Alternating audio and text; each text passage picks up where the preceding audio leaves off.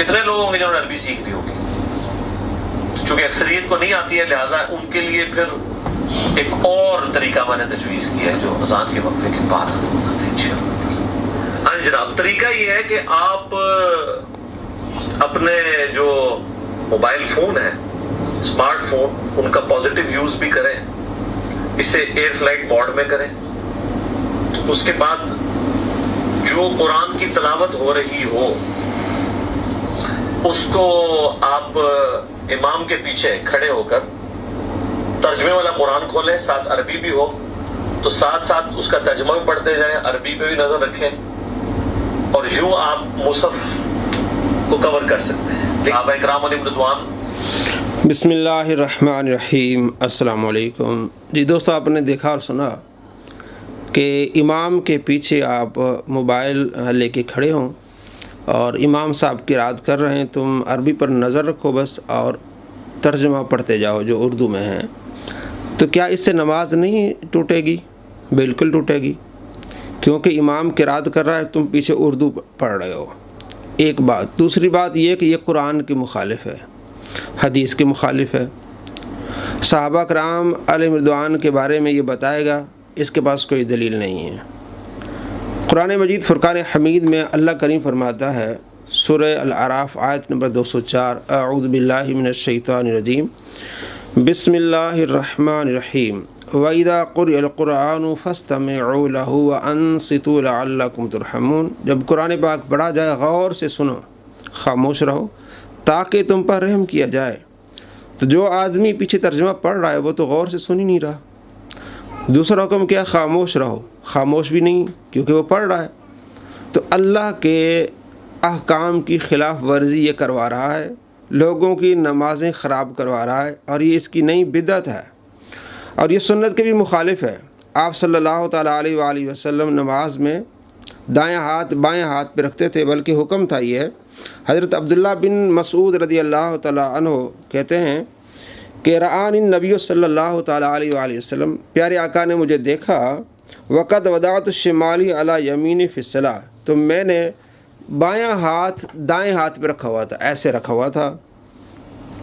فاخذ بیمینی فوضع علی شمالی، آپ علیہ السلام نے میرا دائیں ہاتھ پکڑ کے میرے بائیں ہاتھ پہ رکھ لیا۔ مصنف ابن ابی شیبہ میں حدیث ہے، حضرت علقمہ بن وائل بن حجر اپنے والد سے روایت کرتے ہیں کہ انہوں نے فرمایا کہ میں نے نبی صلی اللہ تعالیٰ علیہ وآلہ وسلم کو دیکھا کہ آپ نماز میں اپنا دایاں ہاتھ بائیں ہاتھ پر رکھا ہوا تھا، ناف کے نیچے۔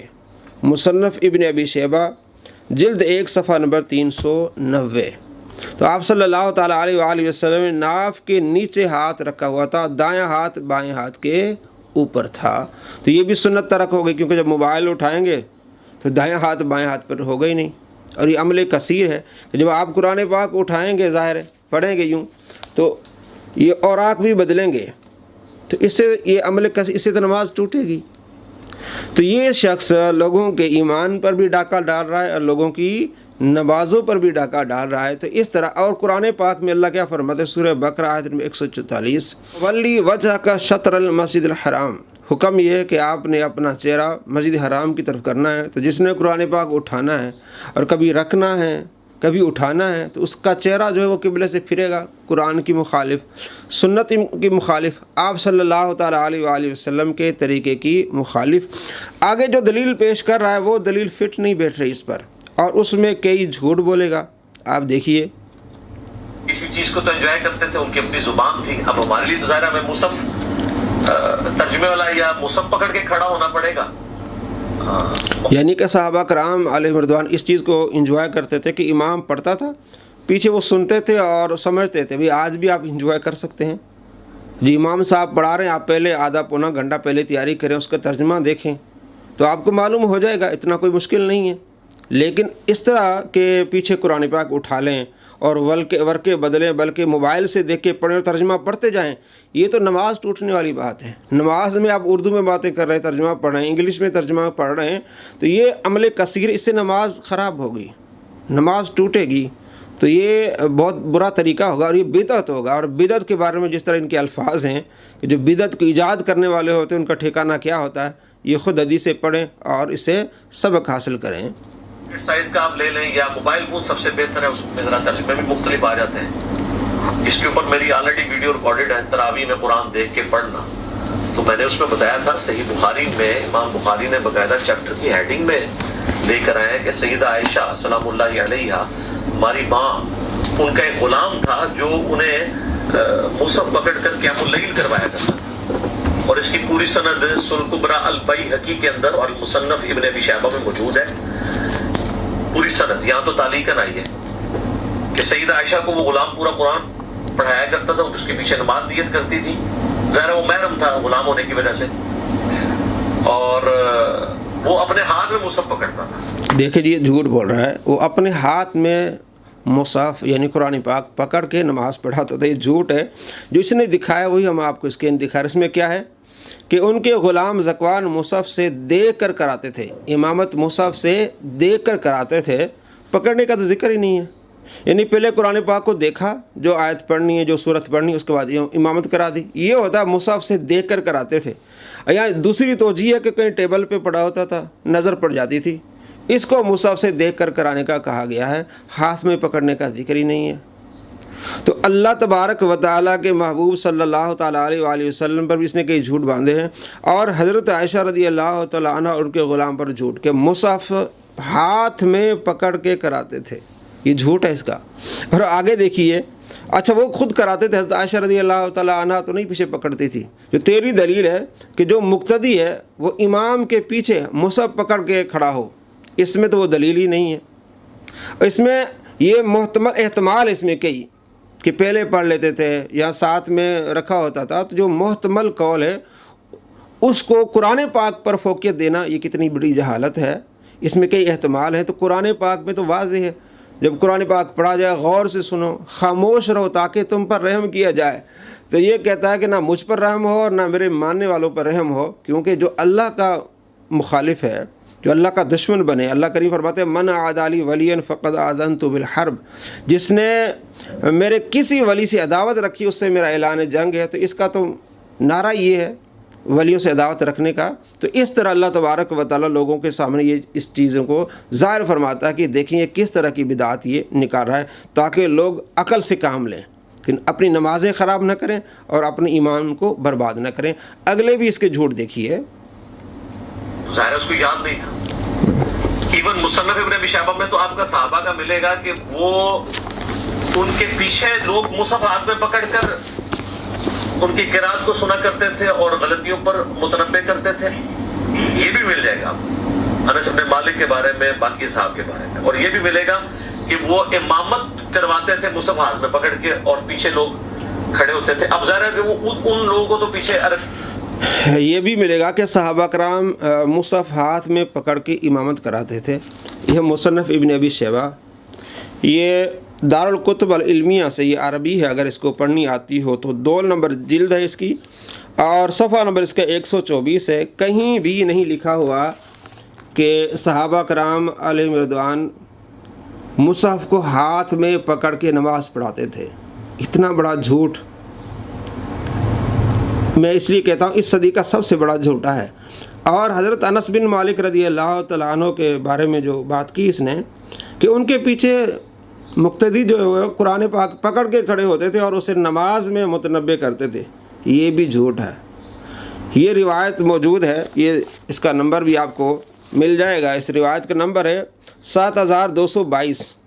اس میں الفاظ کیا ہیں کہ حضرت ثابت بنانی کہتے ہیں کہ حضرت انس بن مالک رضی اللہ تعالیٰ عنہ نماز پڑھتے تھے اور ان کا غلام مصحف ان کے پیچھے لے کے کھڑا ہوتا تھا، اور جب آپ کو کوئی اشتباہ لگ جاتا ففتح علیہ، تو نماز کے بعد قرآن پاک کھول کے ان کو بتاتا کہ عالی جناب یہاں سے جو ہے وہ غلطی ہوئی ہے۔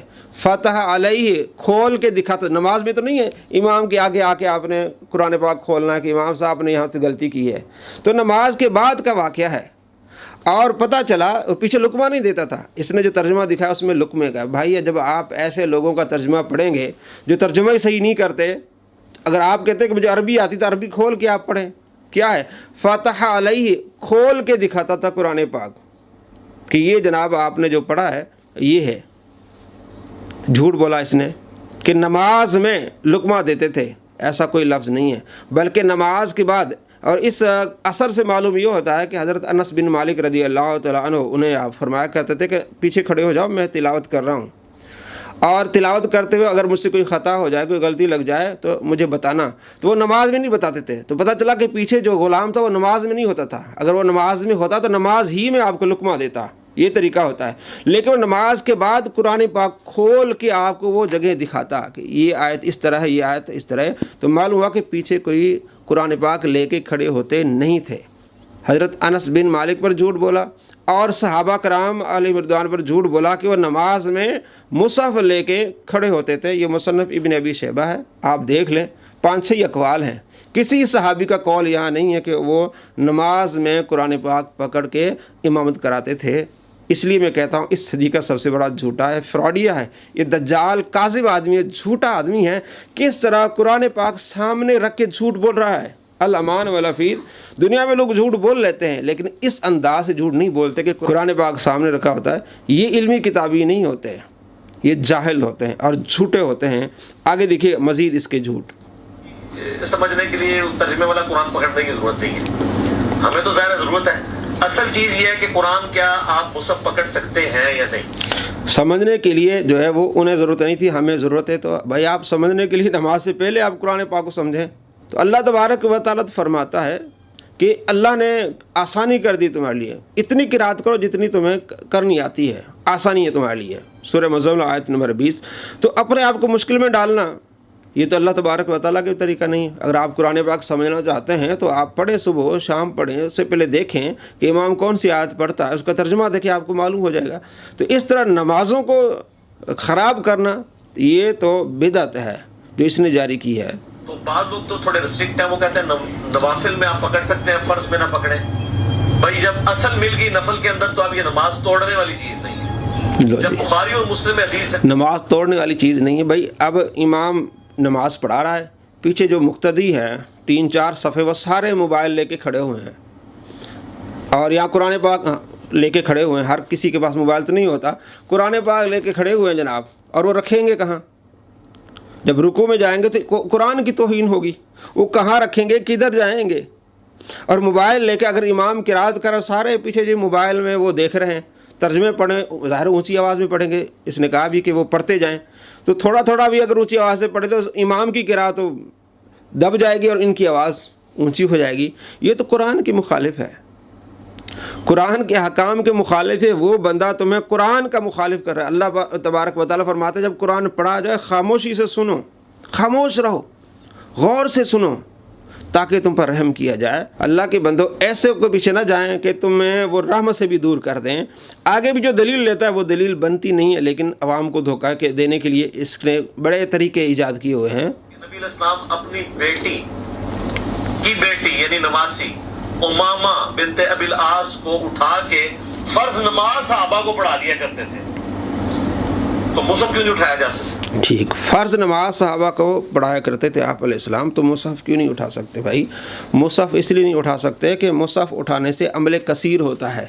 قرآن پاک اٹھایا آپ نے، پھر اس کو کھولا، پھر ورقے بدلے، یہ عمل کثیر ہے، اس سے نماز ٹوٹ جائے گی۔ آپ علیہ السلام نے جو اپنی نواسی کو اٹھایا تھا وہ عمل قلیل تھا، ایک ہاتھ سے اٹھایا پھر ایک ہاتھ سے نیچے بٹھا دیا، یہ عمل قلیل ہے۔ عمل قلیل سے نماز نہیں ٹوٹتی۔ نمبر 2، بچی کو کاندھے پر اٹھا کر نماز پڑھنے سے قرآن پاک سننے میں کوئی خلل نہیں ہے، لیکن مصحف پڑھنے سے اور ترجمہ پڑھنے سے آپ قرآن کے مخالف ہیں۔ اللہ فرماتا ہے خاموش رہو اور غور سے سنو۔ جب آپ نے خود پیچھے پڑھنا ہے تو آپ نے غور سے سننا ہی نہیں ہے، آپ نے خاموش بھی نہیں رہنا۔ تو یہ قرآن کے مخالف ہے، حدیث کے مخالف ہے۔ جو یہ دلیل دے رہا ہے یہ فٹ نہیں بیٹھ رہی، صرف عوام کو دھوکہ دینے کے لیے۔ اگر کسی نے بچہ اٹھایا ہے اور وہ بھی مجبوری پر تھا کہ آپ علیہ السلام نے اٹھا دیا، کوئی سنت نہیں ہے کہ آپ نے ہر نماز میں آپ نے بچے کو اٹھانا ہے۔ وہ بچی رو رہی تھی تو آپ علیہ السلام نے اٹھایا، اسے کہتے ہیں عمل قلیل، کہ ایک ہاتھ سے بچے کو آپ نے اٹھایا پھر آپ نے نیچے بٹھا دیا، تو عمل قلیل سے نماز نہیں ٹوٹے گی، لیکن عمل کثیر سے نماز ٹوٹے گی۔ مصحف اٹھائیں گے، پھر رکھیں گے، پھر آپ کا چہرہ ہوگا، پھر آپ نے بدلے گا ادھر ادھر، پھر آپ ورقے پلٹیں گے، تو اس طرح سامنے والا دیکھے گا تو یہ تو نماز میں ہی نہیں ہے۔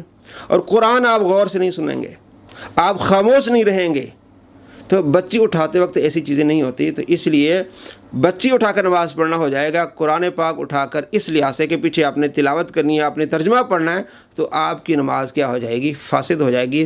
تو یہ شخص جس طرح کی دلیلیں دے رہا ہے عوام کے لیے جن کو نہیں پتہ، جو اہل علم ہے انہیں پتہ ہے کہ یہ کتنی غلط تبلیغ کر رہا ہے، تو اس لیے یہ شخص سب سے زیادہ علماء کے مخالف ہے، انہیں گندی گالیاں دیتا ہے۔ کیوں کہ علماء اس کی جو جہالت ہے وہ عوام کے سامنے لاتے ہیں، کبھی کتنا بڑا جاہل بندہ، اس کے پیچھے جاؤ گے ایمان خراب کرو گے، اپنی نمازیں خراب کرو گے۔ جو دلیلیں دے رہا ہے اس میں ہے ہی نہیں۔ اب یہ 3 دلیلیں اس نے دی ہیں، تو مقتدی کے لیے تو کوئی دلیل ہی نہیں ہے۔ اس نے جو ایک بدعت گھڑی اس کے لیے کوئی دلیل ہی نہیں تھی، اور وہ قرآن پاک کے مخالف ہے، تو وہ عمل کرنا جو قرآن پاک کے مخالف ہے، تو اللہ فرماتے ہیں اس پر پھر رحم نہیں کیا جائے گا۔ جو قرآن غور سے سنے گا، خاموش رہے گا، اس پر رحم ہوگا۔ تو جو غور سے نہیں سنے گا، خاموش نہیں ہوگا، تو کیا ہے اس کے لیے؟ اس پر رحم نہیں کیا جائے گا۔ اللہ تبارک و تعالی ہم سب پر رحم کرے اور ایسے شریروں کے شر سے ہمیں حفاظت میں رکھے، آمین۔ السلام علیکم ورحمۃ اللہ وبرکاتہ۔